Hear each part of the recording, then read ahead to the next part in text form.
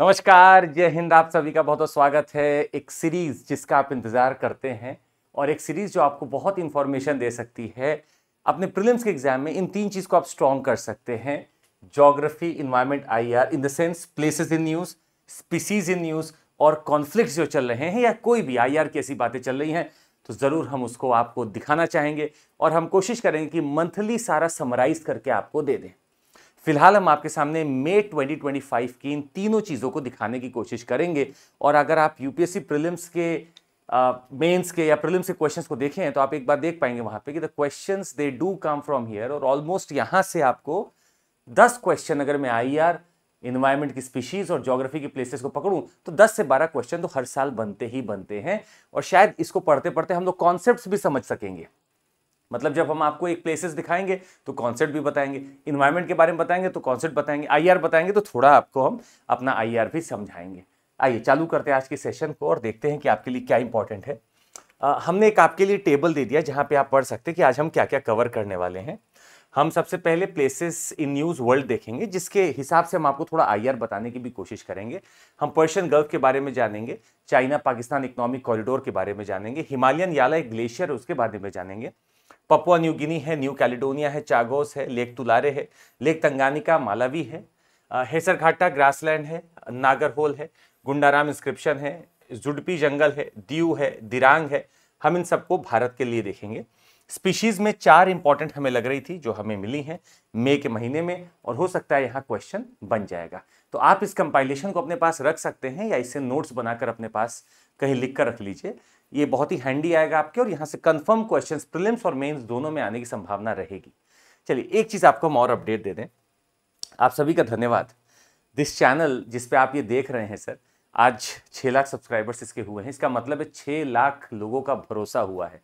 इसका ये मतलब है कि जो कंटेंट हम लोग दे रहे हैं वो कंटेंट आप तक पहुंच रहा है बहुत अच्छे से और आप उसको अप्रिशिएट कर रहे हैं। यही हमारी उम्मीद और निवेदन है कि आप इसको ऐसे ही अप्रिशिएट करते रहिए। ऐसी ना जाने क्या क्या अभी हम लोग और सीरीज लेकर आएंगे जिससे आपका बहुत फायदा हो सकता है। तो जुड़े रहिएगा। फिर से आप सभी का बहुत बहुत धन्यवाद। चलिए चालू करते हैं सेशन को।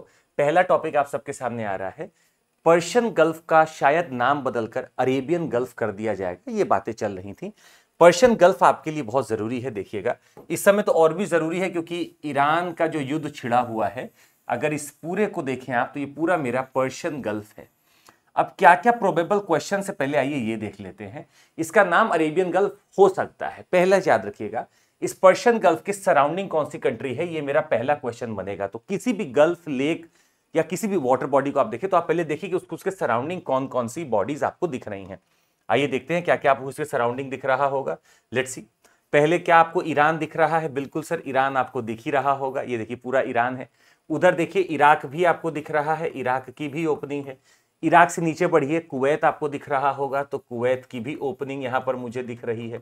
प्लस और आगे बढ़ते हैं, क्या ये पूरा सऊदी अरेबिया है? जी हाँ, सऊदी अरेबिया भी मुझे दिख रहा है। सऊदी अरेबिया भी मुझे दिख रहा है। क्या मैं बोलूं कतर है, बहरीन है? बिल्कुल उसी में है। तो कतर भी होगा, बहरीन भी होगा, कतर भी है, बहरीन भी है। ये सब लिखते चलिएगा।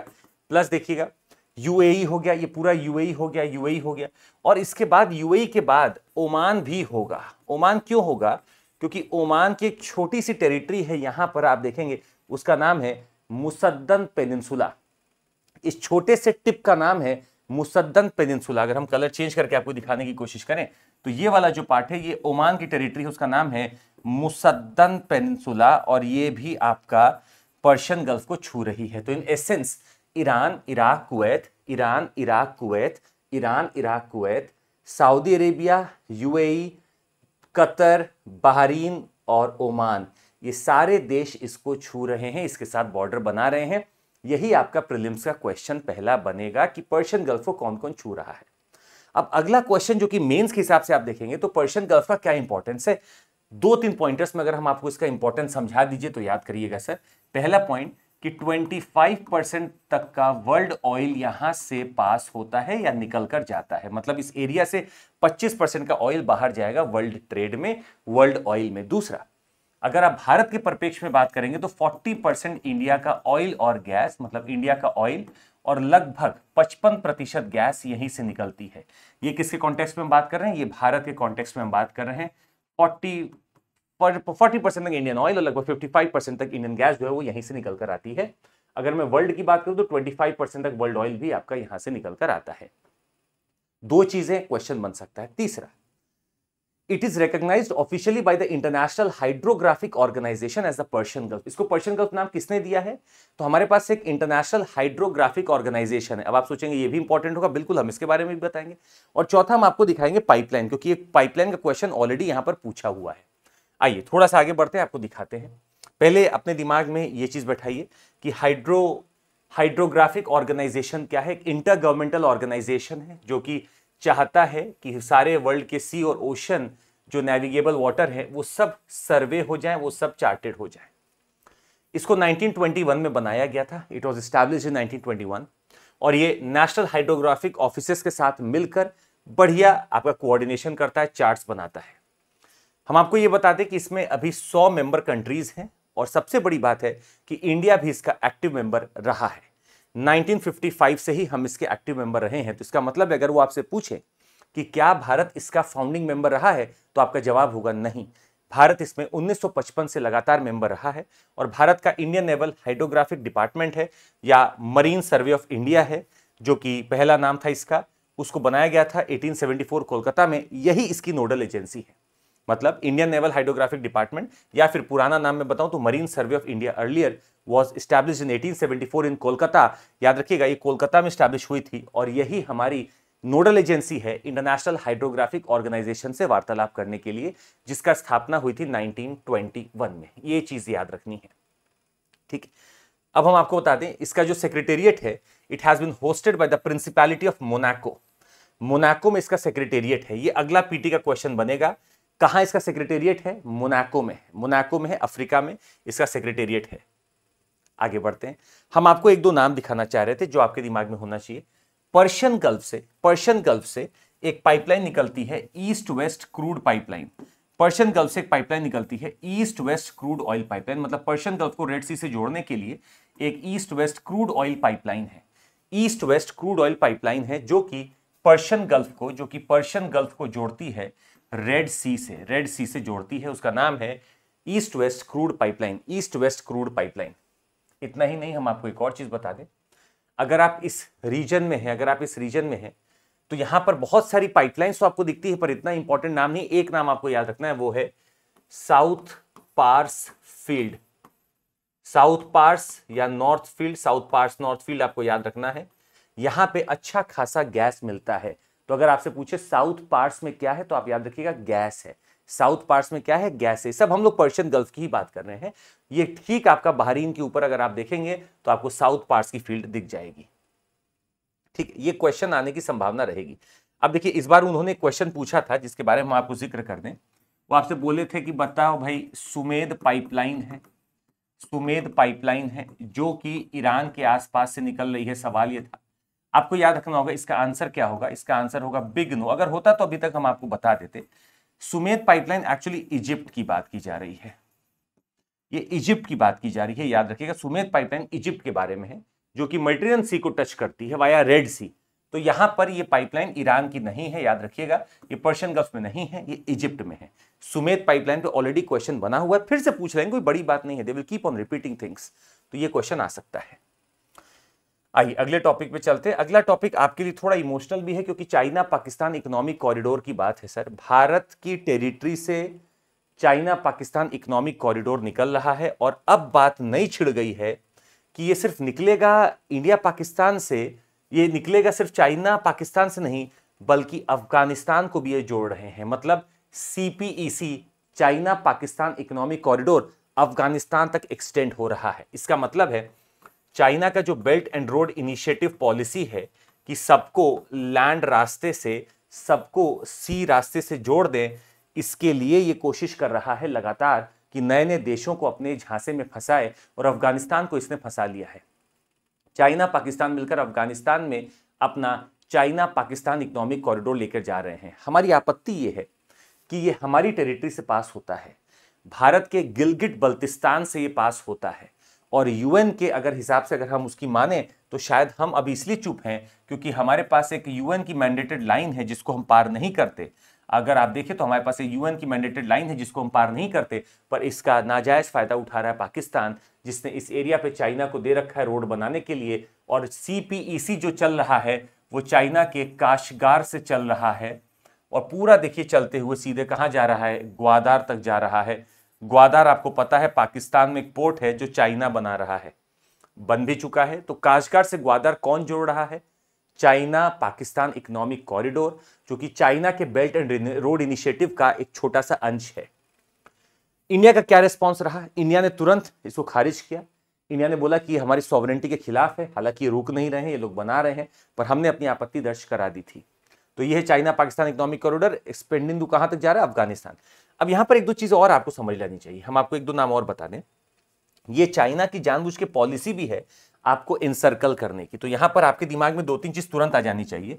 अगर आप IR के परिप्रेक्ष्य में देख रहे हैं, अगर चाइना पाकिस्तान इकोनॉमिक कॉरिडोर जो है वो अफगानिस्तान तक जा रहा है, तो अब आपका ड्यूटी बनता है एक चीज समझने का कि what is China doing. China का हमेशा से एक आइडिया रहा है स्ट्रिंग ऑफ पर्ल्स थियरी का, in order to encircle India.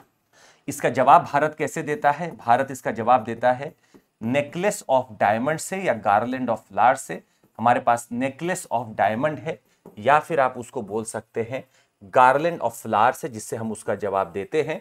और ये बात शायद उसको बाद में समझ में आएगी, पर जितना वो हमें इनसर्कल करना चाह रहा है उससे ज्यादा हम उसको इनसर्कल कर चुके हैं। String of pearls theory China का है कि भारत को चारों तरफ से घेर देंगे। ये चाइना को हम कब्जा या पूरी तरफ से घेरने के लिए नेकलेस ऑफ डायमंड या फिर गार्लैंड ऑफ फ्लावर की बात करते हैं। अगला देखते हैं। ये एक ग्लेशियर का नाम न्यूज में है, ये आपके मेंस के लिए एक अलग पर्सपेक्टिव है, प्रीलिम्स में आएगा। हिमालयन गाला ग्लेशियर डिक्लेयर डेड इन, कहां पे? लैंगतांग। लैंगतांग कहां है? नेपाल की एक वैली है लांगतांग वैली, और वहां पर एक ग्लेशियर। अगर आप इस मैप को देख रहे हैं तो नेपाल में एक ऊपर की तरफ देखेंगे, ये वाला जो पार्ट है, ये आपका पार्ट जो है ये है लांगतांग ग्लेशियर या लांगतांग वैली, जहां पर हिमालयन याला ग्लेशियर था, जिसको डेड घोषित कर दिया गया है कि ये खत्म हो चुका है, मेल्ट हो चुका है। हो भी रहा था, पर इस परिप्रेक्ष्य में एक PT का क्वेश्चन हुआ कि कहां है, तो नेपाल में है। माउंट एवरेस्ट बगल में है, आप देख सकते हैं माउंट एवरेस्ट बगल में है, तो माउंट एवरेस्ट को भी खतरा बनेगा, भाई मेल्ट हुआ तो पानी बहेगा।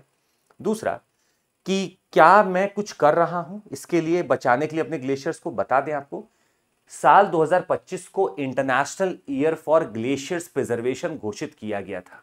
ये UN ने डिक्लेयर किया था कि हमारा 2025 international year of glaciers preservation रहेगा, जहां हम लोग एक और बात कर रहे हैं कि 2025 से लेकर 2034 तक का जो डिकेड है वो पूरा डिकेड होगा प्रिजर्वेशन ऑफ योर ग्लेशियर्स, या फिर decade of action on cryospheric science. देखिए हम आपको बता रहे हैं, इन लेक्चर्स में आपको छोटी छोटी चीजें मिलेंगी जो आपके एग्जाम में कंफर्म आने वाली हैं, तो आप नोट बनाना मत भूलिएगा।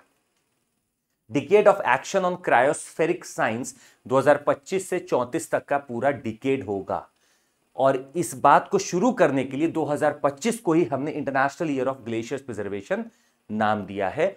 अब जो decade of action on cryospheric science है, decade of action cryospheric science है, ये 2025 से 2034 तक का है, 2025 से 2034 तक का है। ये छोटा सा याद रखिएगा फैक्ट है।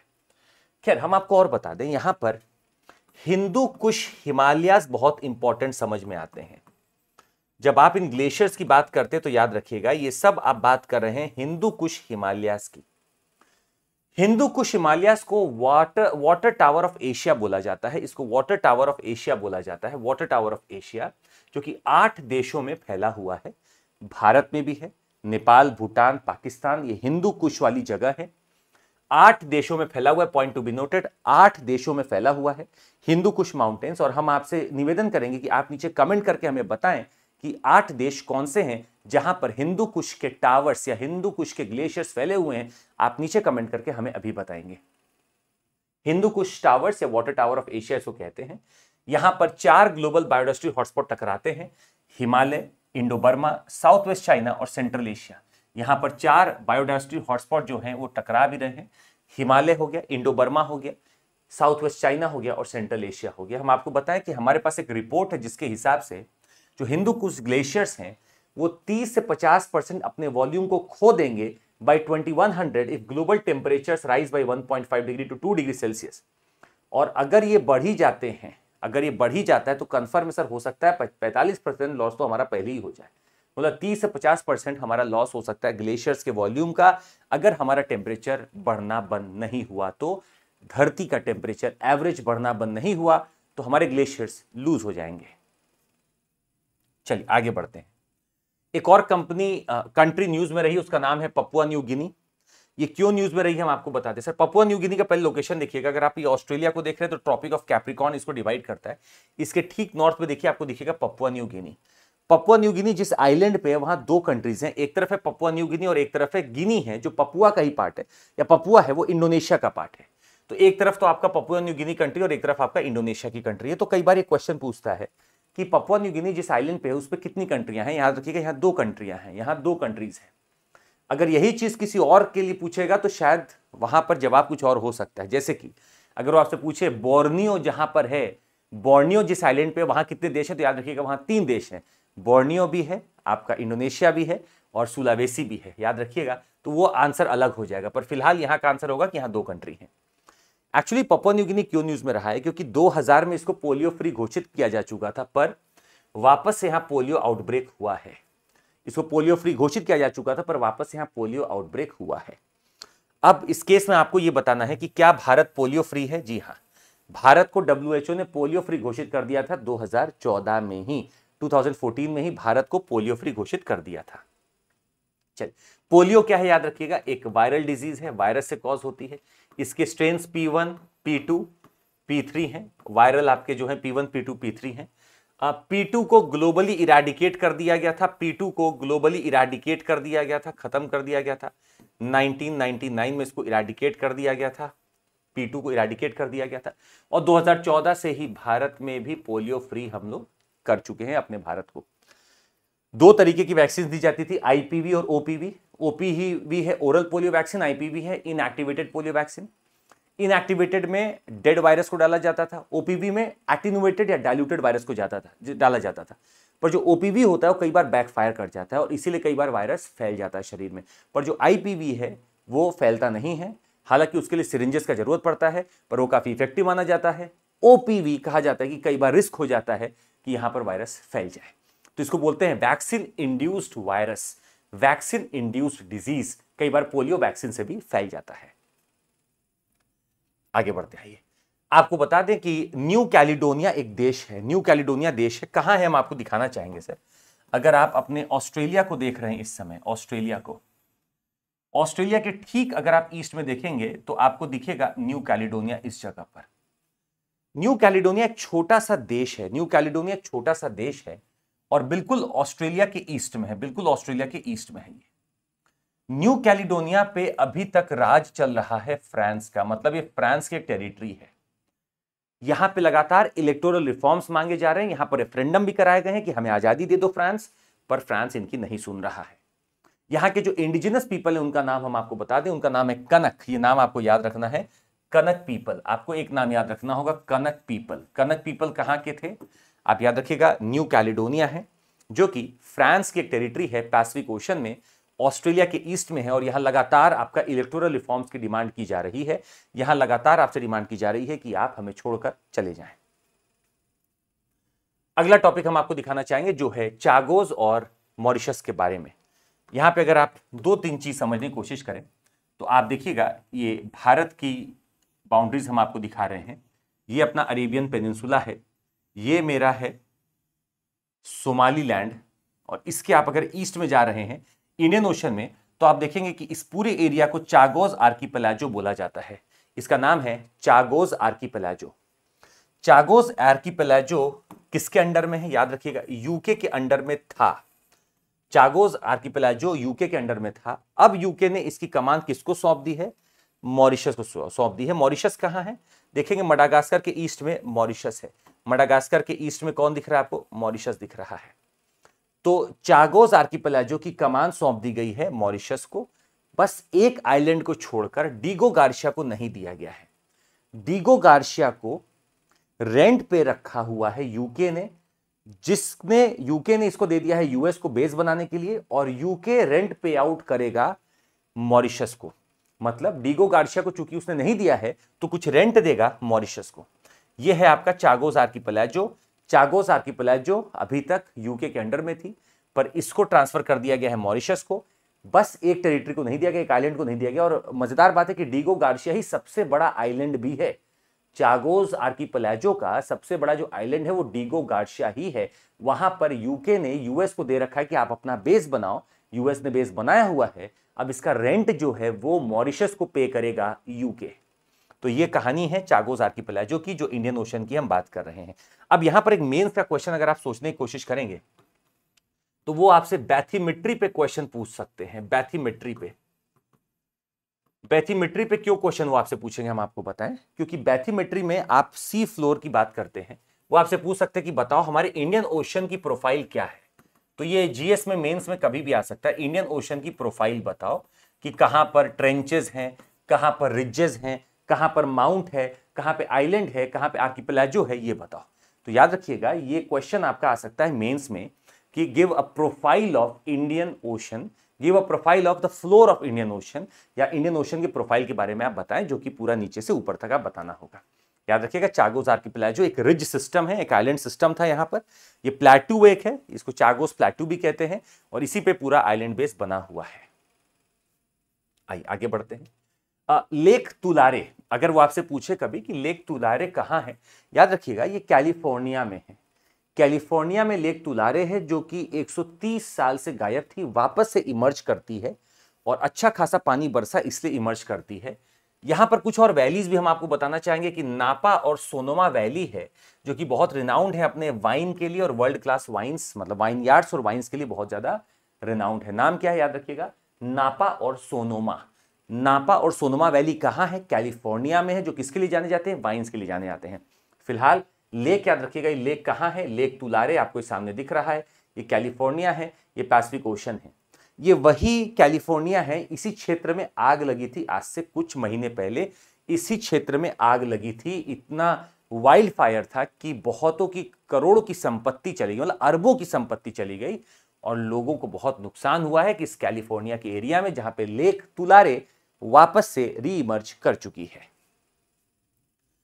हम आपको बताना चाहेंगे एक और 2 लेक्स के बारे में, जिसका नाम आप पहले भी जानते थे, और ये अच्छी खासी नदी बनी हुई है, झील बनी हुई है। पहले का नाम है लेक तंगानिका। लेक तंगानिका का नाम है। लेक तंगानिका का बॉर्डर आपको याद होना चाहिए। लेक तंगानिका का बॉर्डर एक जगह तो तंजानिया सुन रहा है या छू रहा है, तो आप देखेंगे तंजानिया और तंगानिका एक जैसा ही लग रहे हैं। तो तंगानिया हो गया एक जगह, या तंजानिया हो गया। दूसरा देखिएगा जाम्बिया हो गया, इधर जाम्बिया है, इधर है democratic Republic of Congo DRC. ऊपर आप देखेंगे तो बुरुंडी। मतलब लेक तंगानिका को बॉर्डर करने वाले देशों के नाम बताइए। आप क्या बोलेंगे, Tanzania, Zambia, DRC, Burundi. Tanzania, Zambia, DRC, Burundi. Tanzania, Tanganyika, Zambia, Tanganyika, DRC, Tanganyika और बुरुंडी। ये किसको टच कर रहे हैं, लेक तंगानिका को। अब हम ये क्यों पढ़ा रहे हैं आपको बताएं, लेक तंगानिका खुद में अपने आप में एक फॉल्ट पे बनी हुई लेक है। फॉल्ट पे बनी हुई लेक का मतलब क्या, पहले ये समझ लीजिए। आपको बता दें कि रिफ्ट बन रहा है अफ्रीका के सिस्टम में, एक रिफ्ट बन रहा है अफ्रीका के सिस्टम में, और वो रिफ्ट लगभग आप देखेंगे तो इन चीजों को तोड़ रहा है, ऐसे चीजों को तोड़ रहा है। ये रिफ्ट बन रहा है, मतलब ये पार्ट टूटकर अलग हो जाएगा अफ्रीका का, और इसी भाग पे जो डिप्रेशन हुआ वहीं पर आपकी लेक्स कुछ बनती जा रही हैं। लेक तंगानिका इसी फॉल्ट सिस्टम का पार्ट है, जिसको आप बोलते हैं great African rift system. Great African rift system, इसी को आप बोलते हैं ग्रेट अफ्रीकन रिफ्ट सिस्टम। ये भाग टूटकर अलग हो रहा है अफ्रीका से। कहा जाता है कि ये भाग टूटकर जाकर जुड़ जाएगा इंडिया से। आने वाले मिलियंस ऑफ सेंचुरीज में ये हो सकता है कि ये जाकर जुड़ जाए इंडिया के पास, और ये पार्ट आपका अलग हो जाएगा। लेक तंगानिका इसी का पार्ट है। यहां पर एक फैक्ट आपको यह भी याद रखना होगा, यहां पर बीच में लेक विक्टोरिया है। याद रखिएगा, लेक विक्टोरिया इस रिफ्ट का पार्ट नहीं है। Lake Victoria is not a part of this great African rift valley. ये इसका पार्ट नहीं है। ग्रेट अफ्रीकन रिफ्ट वैली का वो पार्ट नहीं है। ग्रेट अफ्रीकन रिफ्ट वैली का वो पार्ट नहीं है, बिल्कुल याद रखना है आपको। ग्रेट अफ्रीकन रिफ्ट वैली का वो पार्ट नहीं है। कौन नहीं है, लेक विक्टोरिया। लेक विक्टोरिया से इक्वेटर भी क्रॉस करता है, लेक विक्टोरिया से इक्वेटर भी पास करता है, याद रखिएगा इसको। हम आपको क्यों बता रहे थे अब ये सुन लीजिए। डीआरसी में चलते हैं, आपको लेकर डेमोक्रेटिक रिपब्लिक ऑफ कॉन्गो में लेकर चलते हैं। इसके ईस्टर्न भाग में बहुत ज्यादा फ्लडिंग हुई है, लोग यहां से निकल निकल कर भागे हैं, यहां बहुत फ्लड्स आए हैं। तो कई बार प्रीलिम्स में क्वेश्चन आता है कि इनमें से कौन से देशों में एक ऐसा इवेंट हुआ जिससे कि ये हुआ, जिससे कि लोग भागे। तो याद रखिएगा, डेमोक्रेटिक रिपब्लिक ऑफ कॉन्गो में लड़ाइयां तो चली रही हैं, पर यहां फ्लडिंग भी हुई है ईस्टर्न भाग में। डेमोक्रेटिक रिपब्लिक ऑफ कॉन्गो में जो लेक तंगानिका से टच कर रहा था, उस भाग में बहुत फ्लडिंग हुई है। तंगानिका को कौन कौन से देश छू रहे हैं? तंजानिया है, डीआरसी है, जाम्बिया और बुरुंडी है। अब आइए फिर से, आपको एक लेक दिख रहा होगा, लेक मालावी दिख रहा है आपको, लेक मालावी। हम लोग बात कर रहे थे, ये इसके ठीक नीचे आप चलेंगे तो ये आपको दिखेगा लेक मालावी दिख रहा है। लेक मालावी आखिर किस किस देशों को छूता है ये देख लीजिए। ये है लेक मालावी। लेक मालावी देखिए, इधर तंजानिया है, इधर मालावी है और इधर मोजाम्बिक है, मतलब बिल्कुल ट्राई जंक्शन पे है। Tanzania, Malawi, Mozambique, Tanzania, Malawi, Mozambique, Tanzania, Malawi, Mozambique. कौन है? लेक मालावी है। क्या ये रिफ्ट सिस्टम का पार्ट है? जी हाँ, ये भी रिफ्ट सिस्टम का पार्ट है। तो बस हम आपको दिखाने के लिए इसको बता रहे हैं कि लेक मालावी ये रहा। अच्छा, अब अगला क्वेश्चन बनता है कि क्या लेक मालावी से ट्रॉपिक ऑफ कैप्रिकॉर्न पास कर रहा होगा? याद रखिएगा, नहीं कर रहा है। ट्रॉपिक ऑफ कैप्रिकॉर्न अभी बहुत नीचे है, मालावी ऊपर है, इक्वेटर भी इसके ऊपर है, ट्रॉपिक ऑफ कैप्रिकॉर्न नीचे है अभी। तो ये दोनों इक्वेटर ट्रॉपिक ऑफ कैप्रिकॉर्न के बीच का पार्ट है। अच्छा, एक कहानी हम आपको यहां बता दें कि मोजाम्बिक से जरूर, अगर आपको कभी पढ़ना हो कि मोजाम्बिक से क्या क्या निकला, तो याद रखिएगा ये पूरा मोजाम्बिक है मेरा, ये पूरा मोजाम्बिक है। मोजाम्बिक से जरूर ट्रॉपिक ऑफ कैप्रिकॉर्न निकलता है, मोजाम्बिक से ट्रॉपिक ऑफ कैप्रिकॉर्न जरूर निकलता है। यहां पर एक नदी हम आपको और दिखाना चाहेंगे, जिसको हम शायद मैप में आपको दिखाएं बेहतर तरीके से। एक नदी है यहां पे जिसका नाम है, इस नदी को देखिएगा आप, ये नदी है, इस नदी का नाम है जम्बेजी रिवर। इस नदी का नाम है जम्बेजी रिवर, इसका नाम है जम्बेजी रिवर। कहां है देखिएगा, ये मालावी अभी आपने देखा था, ऊपर आपने देखा था यहां पर जो डेमोक्रेटिक रिपब्लिक ऑफ कॉन्गो से जुड़ा हुआ था लेक तंगानिका, तंजानिया से जुड़ा हुआ था। यहां पे आपने देखा लेक मालावी। ये है जम्बेजी रिवर, ये है जम्बेजी रिवर। इसी जम्बेजी रिवर में एक लेक करीबा बनता है, जहां करीबा डैम है। लेक करीबा बनता है जहां करीबा डैम है, और ये जाकर इंडियन ओशन में जाकर ये पूरा पानी गिर जाता है। ये है लेक जम्बेजी, लेक जम्बेजी, और जाम्बिया में ही ये अच्छा खासा निकलता है। इसी जाम्बिया को हम आपको बता रहे थे कि लेक मालावी को भी छूता है। यही वही जाम्बिया है, वही देश है, बहुत बड़ा देश है जाम्बिया। अगर आप यहां देखेंगे तो जाम्बिया एक बड़ा देश है वहां तक, और ये छूता है आपका इसको, लेक तंगानिका को। लेक तंगानिका को छूता है ये जाम्बिया। याद रखिएगा, लेक मालावी को नहीं छूता है, लेक मालावी को मालावी छूता है, पर जाम्बिया छूता है इसको, लेक तंगानिका को। ये बस याद रखना होगा, थोड़ा सा कंफ्यूजन यहां हो सकता है, एक दो बार प्रैक्टिस करिएगा, याद हो जाएगा। आइए आगे बढ़ते हैं। याद रखिएगा, ये पॉइंट फिर से एक बार हम आपको दोहरा रहे हैं कि Zambia is a big country, और जाम्बिया से निकलती है Zambezi river. Zambia lake Tanganyika को छूता है, मालावी को छूने वाले तंजानिया, मालावी और मोजाम्बिक है। अच्छा, हम आपको कुछ प्लेसेस दिखाते हैं जो इंडिया में न्यूज में रही हैं, आइए वो दिखाते हैं, और यहां से क्वेश्चन बनने की और प्रबल संभावना रहेगी। यहां पर कॉन्सेप्ट भी आपके पास आएगा। पहला नाम है हेसरघट्टा ग्रासलैंड्स। हेसरघट्टा ग्रासलैंड्स बेंगलुरु में है, तो कर्नाटक के बेंगलुरु में आपको दिखेंगे हेसरघट्टा ग्रासलैंड्स। तो एक चीज तो क्लियर हो गया, बेंगलुरु आपका यहां पड़ता है कर्नाटक के। अगर ये मैं बॉर्डर बनाने की कोशिश कर रहा हूं तो आपको दिख रहा है कि ये आपका बेंगलुरु है, जहां पर पड़ता है आपका हेसरघट्टा। जैसे बनरघट्टा है ना, वैसे हेसरघट्टा है। एक्चुअली यहां की स्टेट बायोडायवर्सिटी बोर्ड ने एक डिसीजन लिया है, या state board of wild life ने क्या यहां पे लिया है, हम आपको बता दें। It resolved to declare it as a conservation reserve under section 36A of the Wildlife Protection Act। जैसे national board for wild life है, वैसे state board for wild life बनी है। ये दोनों ही बने हैं वाइल्ड लाइफ प्रोटेक्शन एक्ट से। वाइल्ड लाइफ प्रोटेक्शन एक्ट 1972 का है, उसमें एक सेक्शन 36A है। इस सेक्शन 36A को आप लागू करके किसी भी एरिया को कंजर्वेशन रिजर्व घोषित कर सकते हैं। तो इसको एक कंजर्वेशन रिजर्व बनाया गया है। तो एक क्वेश्चन तो ये साफ साफ दिखता है फैक्चुअल। एक दूसरा क्वेश्चन है जो ऑलरेडी पहले भी आया हुआ है कि आखिर कंजर्वेशन एरिया होती क्या है। अब हम आपको एक कंपैरिजन दिखाना चाह रहे हैं, थोड़ा समय दीजिएगा। मेरे पास कम्युनिटी रिजर्व भी है, मेरे पास कंजर्वेशन रिजर्व भी है। जब हम आपसे बोले कम्युनिटी रिजर्व तो समझिएगा कम्युनिटी के लिए एक प्रोटेक्टेड एरिया बनाई गई है, जहां पर लोकल को अलाउ किया जाता है इन sustainable practices. It often recognises and supports the rights and livelihoods of indigenous और लोकल पीपल। तो मतलब यहां लोकल अपना ठीक से काम कर सकते हैं।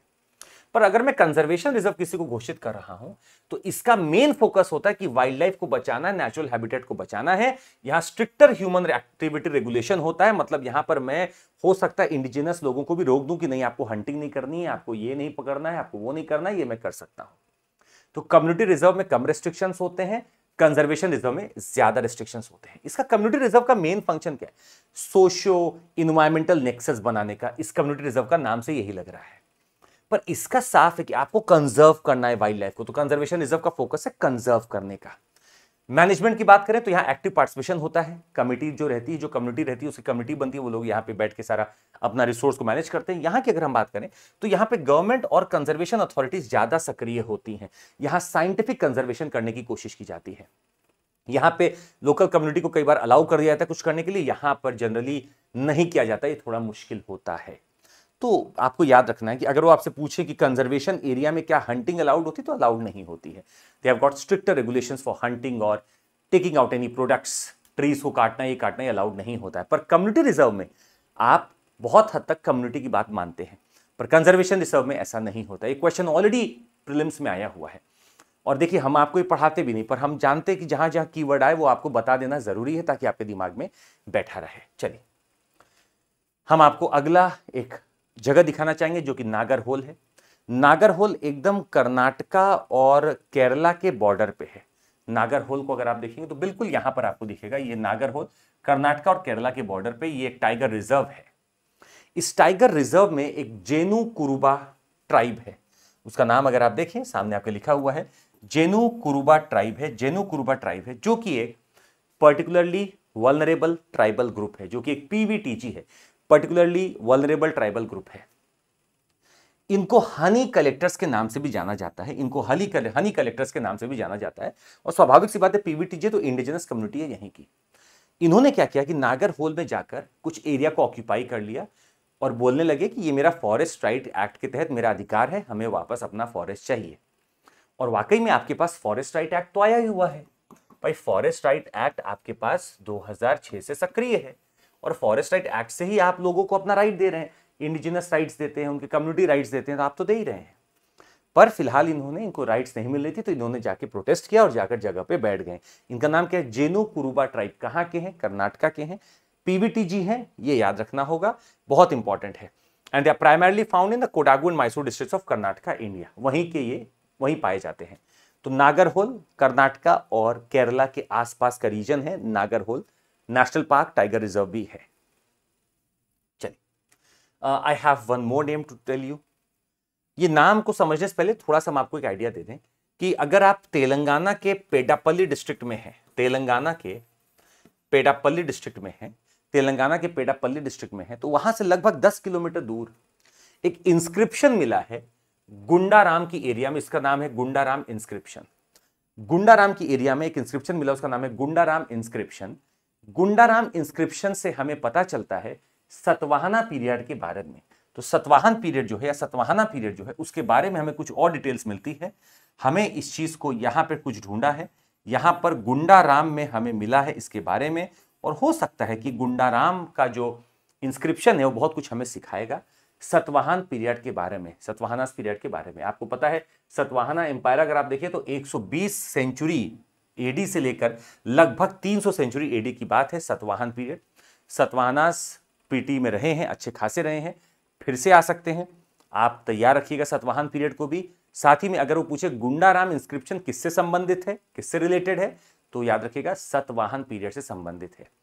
क्या हम आपसे यहां पे पूछ सकते हैं कि सतवाहन पीरियड में ऐसा क्या फ्लोर या ऐसा क्या प्लेटफॉर्म बनाया जाता था जिसका जिक्र फंक्शंस में भी होता था, और यूपीएससी ने इसके ऊपर क्वेश्चन भी पूछा है, वो क्या प्लेटफॉर्म होता था? आपको हमें कमेंट करके नीचे बताना है सतवाहन पीरियड के बारे में।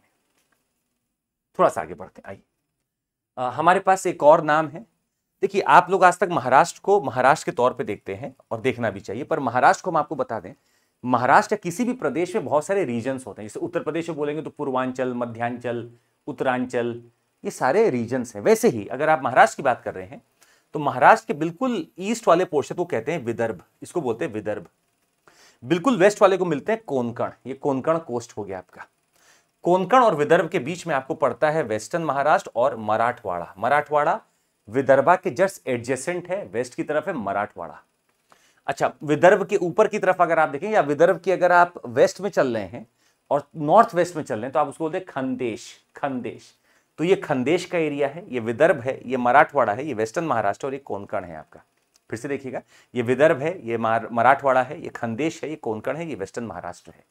तो अगर आपको बोले कोई खंदेश, तो आप पहुंचेंगे गुजरात से बॉर्डर होगा, गुजरात से बॉर्डर होगा। कोई बोले विदर्भा तो मध्य प्रदेश से बॉर्डर होगा। कोई बोले आपका मराठवाड़ा तो समझिएगा नीचे कर्नाटका से इन सबसे बॉर्डर होगा। वेस्टर्न महाराष्ट्र इधर बॉर्डर है आपका, और आपका कोंकण। यहां पर सुप्रीम कोर्ट ने एक जंगल को, जुडपी जंगल को डिक्लेयर कर दिया है एक फॉरेस्ट के तौर पर। मतलब सुप्रीम कोर्ट ने एक्चुअली 1996 की हम आपको बात बता रहे हैं, हमारे पास एक जजमेंट आता है सुप्रीम कोर्ट के 1996 जजमेंट में, जिसका नाम है गोदावर्मन जजमेंट। गोदावर्मन जजमेंट में सुप्रीम कोर्ट ने एक चीज बहुत क्लियर कर दी थी, वो क्या थी समझिएगा। उन्होंने बोला था कि हर कुछ वो जंगल हो सकता है, हर कुछ वो फॉरेस्ट हो सकता है जहां पर आपको पैचेस ऑफ ट्रीज दिख रहे हैं। तो फॉरेस्ट कंजर्वेशन एक्ट तब लागू हो रहा है जब आप बोल रहे हैं कि ये फॉरेस्ट है या नहीं है। अगर फॉरेस्ट नहीं है तो इस पर कुछ लागू नहीं है, फॉरेस्ट है तो मुझे कंजर्व करना है। अब सुप्रीम कोर्ट ने बोला कि it is a forest area, it is a forest area. कहां है? ईस्टर्न विदर्भ में आपका पड़ता है जुडपी जंगल। ईस्टर्न विदर्भ में पड़ता है आपका जुडपी जंगल। जुडपी को मराठी में बोलते हैं श्रब्स। इस श्रब्स का जुडपी जो है मराठी लैंग्वेज है, श्रब से छोटे छोटे ग्रासेस होते हैं, इसलिए ग्रासलैंड बोलते हैं इसको। ये जुडपी जंगल है ईस्टर्न विदर्भा में, जिसको हम लोगों ने अब डिक्लेयर कर दिया, सुप्रीम कोर्ट ने डिक्लेयर कर दिया है as a forest. Okay, first ever Khelo India beach games कहां हुए सर? आप देखिएगा, दीव आपको दिखेगा, है ना। अब आपको पता है दमन दीव और दादर नागर हवेली को मर्ज कर दिया गया है। ये वाला पोर्शन जो आपका है, मतलब आप ऊपर देखेंगे तो दमन और इधर दीव है आपका। ये दमन दीव, दादरा नागर हवेली, दीव आपका ये पड़ता है, जो बिल्कुल आपको इस वाले भाग में, जो सौराष्ट्र के इस वाले भाग में आपको पड़ता है, वो है दीव। सौराष्ट्र के भाग में पड़ता है, उसका नाम है दीव। यहीं पर पहली बार first ever Khelo India beach games हुए हैं। First ever Khelo India beach games कहां हुए हैं? ये दीव में हुए हैं, याद रखिएगा, दीव में हुए हैं। ये सौराष्ट्र के बिल्कुल आपका सदर्न एक्सटेंट है, ठीक है, सौराष्ट्र में, याद रखिएगा। ये आपका गल्फ ऑफ खंबात है, ये गल्फ ऑफ कच्छ है, ये गल्फ ऑफ खंबात है। इसको कैम्बे बेसिन भी बोलते हैं, या फिर गल्फ ऑफ खंबात इसको बोलते हैं, गल्फ ऑफ खंबात है। और ऊपर अगर आप देखेंगे तो ये वाला मेरा कच्छ का पार्ट है, गल्फ ऑफ कच्छ, ठीक है। दीव ये आपका सौराष्ट्र के बिल्कुल नॉर्थ, सॉरी साउथ में आपको दिख रहा है। हम आपको एक और नाम देना चाहेंगे, उसका नाम है दिरांग। दिरांग कहां है? नाम से तो लग रहा होगा जैसे आप दिबांग, दिहांग सुने होंगे, वैसे ही दिरांग भी है। दिरांग अरुणाचल प्रदेश की टेरिटरी है, ये है दिरांग। और दिरांग में पहली बार आपको बता दें, नॉर्थ ईस्ट का फर्स्ट जियोथर्मल वेल यहां पे खोदा गया है। जियोथर्मल वेल खोदने का मतलब है कि आप यहां की जियोथर्मल एनर्जी यूज करना चाहते हैं। जियोथर्मल एनर्जी का मतलब होता है धरती में जो डिफरेंशियल हीटिंग होती है across various layers of the earth, उसको हम यूज कर रहे हैं। अंदर की गर्मी बाहर रिलीज होती है, अगर पानी हो तो गर्म होकर स्टीम बनता है, और वहां पे हम टरबाइन लगाकर उसको घुमा सकते हैं। जियोथर्मल एनर्जी पूगा वैली, अगर आपने सुना होगा, कहां है नीचे कमेंट करके बताइएगा। वहां से इसकी शुरुआत हुई, पूगा वैली से। कहां है नीचे कमेंट करके अभी बताइए। और दिरांग मतलब पूरे नॉर्थ ईस्ट का पहला एक हमें जियोथर्मल साइट मिला है, उसका नाम है दिरांग, जहां पे हमने पहला अपना कुआं खोदा है जियोथर्मल एनर्जी के लिए। पूगा वैली कहां है नीचे कमेंट करके बताइए जल्दी। अच्छा, ये टॉपिक आपके लिए सुनने के लिए है, ये हो सकता है आ जाए, डायरेक्ट क्वेश्चन आ जाए, समझिएगा। आपको पता है हमारे पास फूड एंड एग्रीकल्चर ऑर्गेनाइजेशन है, इंटरनेशनल ऑर्गेनाइजेशन है। इसका एक प्रोग्राम चलता है globally important agricultural heritage system, GIAHS। क्या है? Globally important agriculture heritage system. मतलब एक ऐसा एग्रीकल्चर का हेरिटेज सिस्टम है जो बहुत एक ह्यूमैनिटी से जुड़ा हुआ है, सिविलाइजेशन से जुड़ा हुआ है, वहां के ज्योग्राफी से जुड़ा हुआ है, उसको हम लोग यहां पर मार्क करते हैं। बहुत सारी साइट्स हैं इसके तहत, पर यहां पर फिलहाल 6 नई साइट्स आई हैं। भारत की अभी कोई 6 नहीं आई है, पर हमारे पास 3 साइट्स हैं। पर फिलहाल हम आपको एक नाम दे रहे हैं, ये नाम सिर्फ आपको रटने के लिए है, कुछ दिमाग नहीं है इसमें।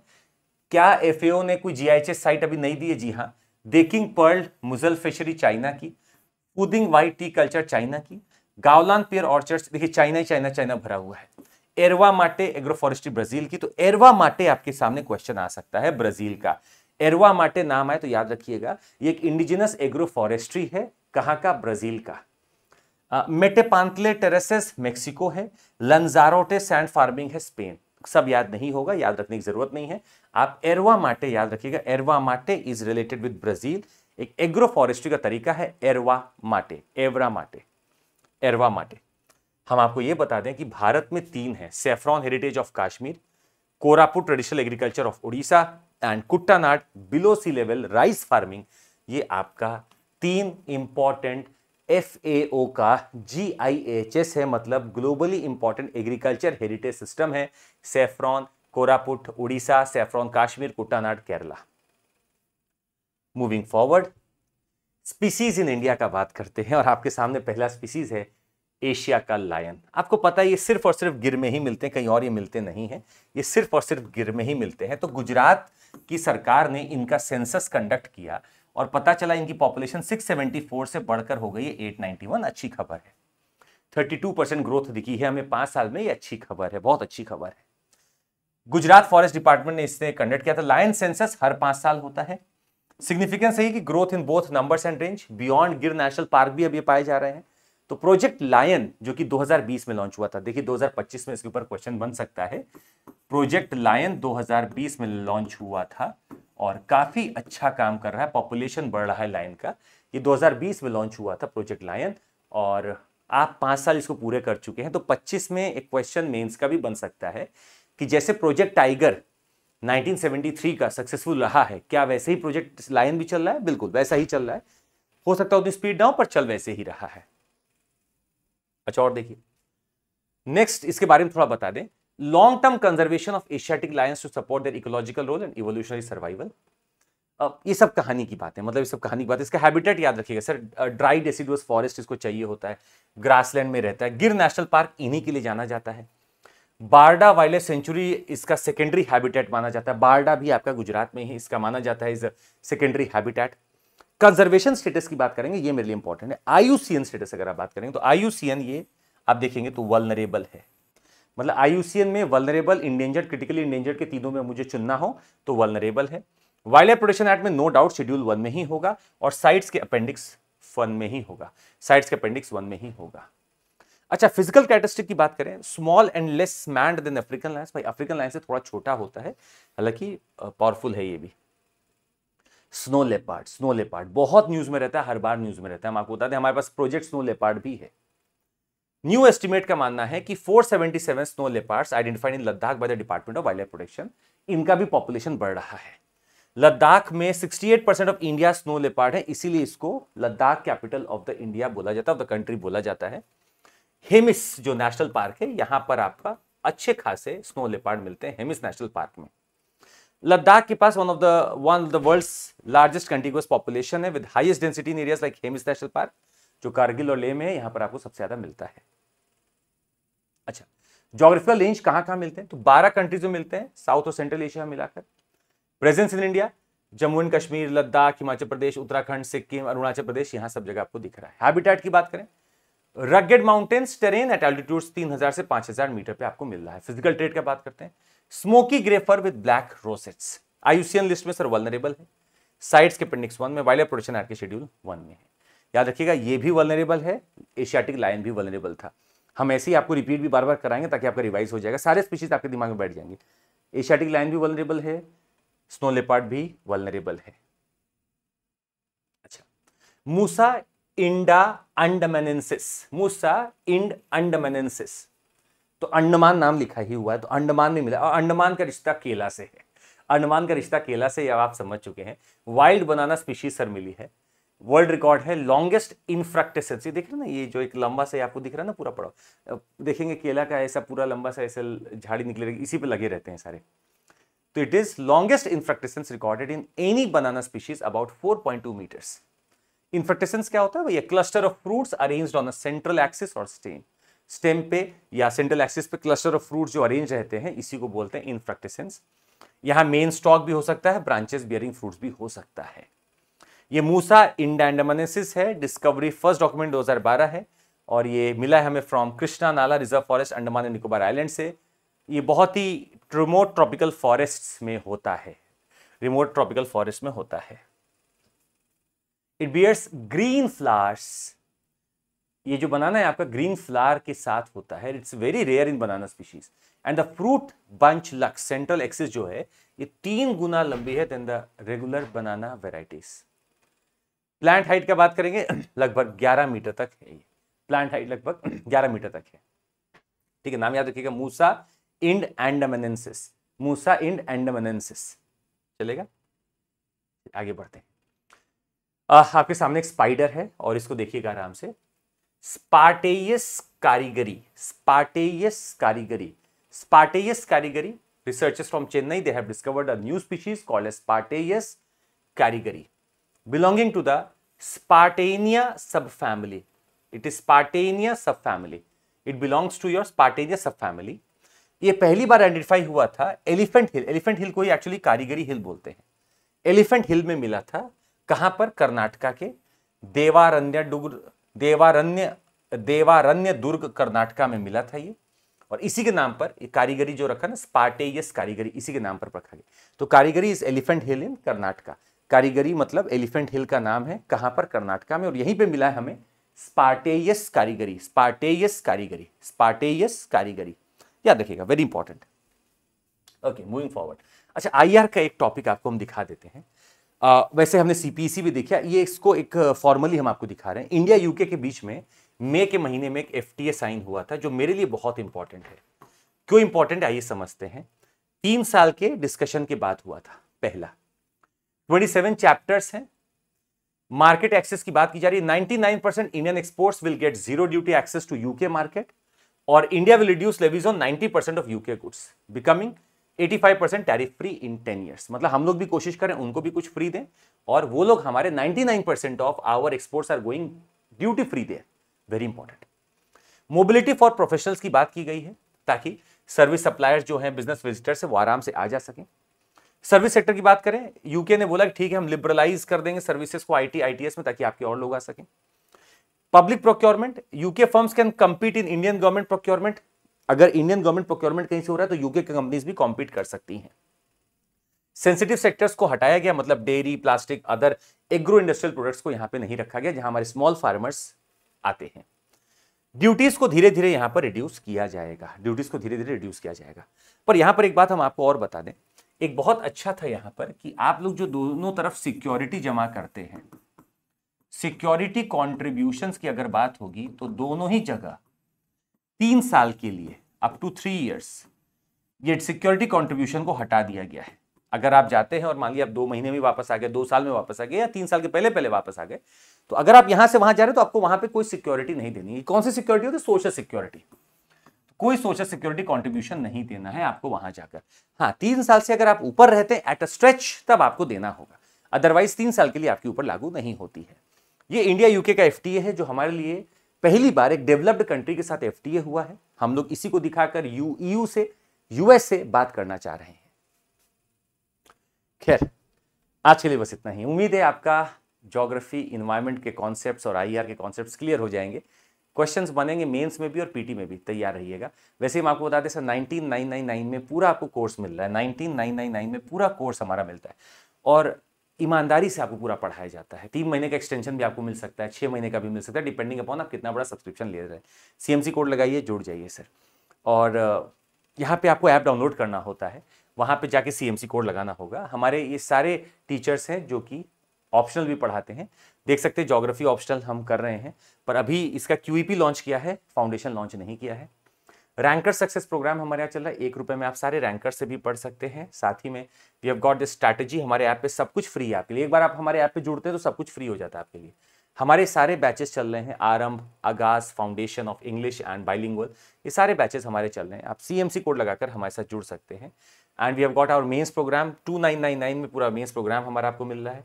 और साथ ही में अगर आप क्यूईपी में जुड़ना चाहते हो तो 999 में क्यूईपी ऑप्शनल मिल रहा है। Plus you have got this combo feature, GS और ऑप्शनल एक साथ लीजिए, फायदा होगा आपको। That would be all from my side. Thank you so much, take care, Jai Hind. और उम्मीद करते हैं कि आपको पसंद आएगा। अगर आया तो लाइक, सब्सक्राइब और शेयर करना मत भूलिएगा। जय Hind, thank you so much for joining.